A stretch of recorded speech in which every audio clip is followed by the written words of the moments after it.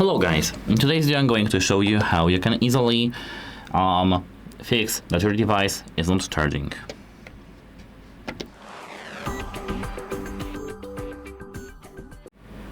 So the thing that you need to remember is that you need to check if your cable works. This is the crucial thing.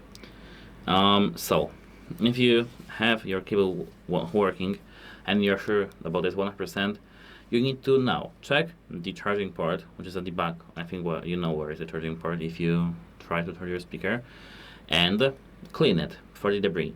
I mean, after search and check if it has any debris. If it has, clean it. If it doesn't have, you need to just check for a different outlet, power outlet, and everything should be working fine.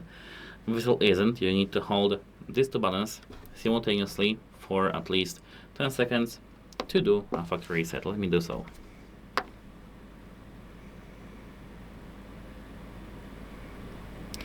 If after the factory reset nothing works, you need to contact the support because your device may be broken. Now the factory reset is done. And as I said, that's it. Hope it helps you and goodbye.